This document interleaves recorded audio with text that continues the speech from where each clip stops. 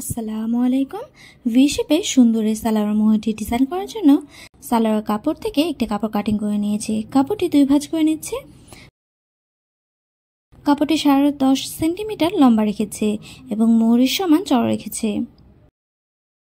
বন্ধ দিক থেকে 1.5 সেন্টিমিটার মার্ক করলাম। নিচ দিক থেকে উপরের দিকে 5.5 সেন্টিমিটার মার্ক করে নিলাম। এই দুটি মার্ক স্কেল দিয়ে এভাবে মিলিয়ে নিচ্ছে। তারপর দাগ বরাবর করে কেটে নিচ্ছে। কাপড়টি মিলে নিচ্ছে। এখন উপরের সোজা সাইডটি ফোল্ড করে নিয়ে সেলাই করে নেব। এখানে 3 সুতা পরিমাণ কাপড়কে এভাবে ফোল্ড করে সেলাই করে নিচ্ছে।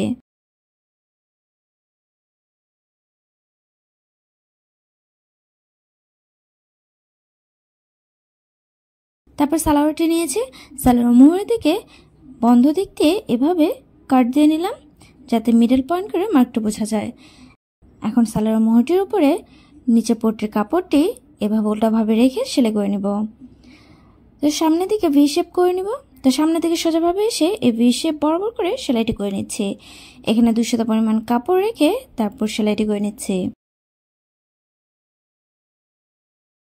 সেলাই সাইডে 2 সুতা পরিমাণ কাপড় রেখে মাঝের কাপড়টি কেটে নিলাম।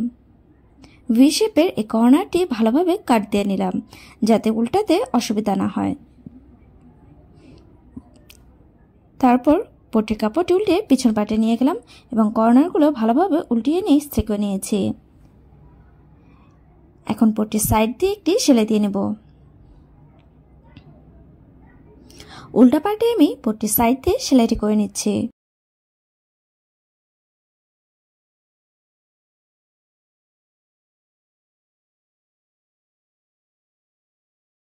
একটি সেলাই দেওয়ার পরে তার সাইড দিয়ে সোজা পার্টের উপর আরেকটি সেলাই দিয়ে নিচ্ছে।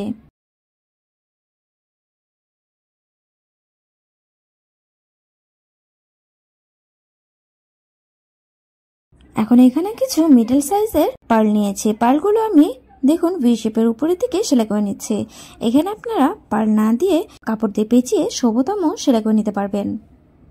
ড্রেসের সাথে ম্যাচিং করে আপনারা শোভতাম অথবা এই পার্লগুলো সেলাই করে নেবেন।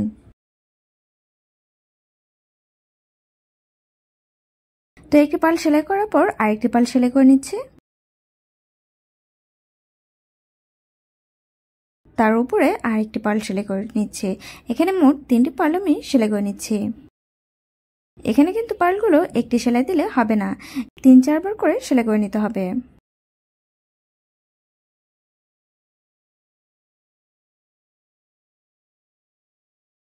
তো ভিডিওটি ভালো লাগলে ভিডিওটিতে লাইক এবং কমেন্টস করবেন। সালোয়ার মোহরটির পার্লগুলো সেলাই করার পরে মোহরটিকে 2 ভাঁজ করে নিয়ে সাইডটি আমি সেলাই করে নিয়েছি। তো দেখুন একদম সিম্পলভাবে কিন্তু আপনারা এভাবে পার্ল দিয়ে ভি শেপ করে ডিজাইন করে নিতে পারবেন। তো আজ এই পর্যন্তই। Thank you for watching. আল্লাহ হাফেজ।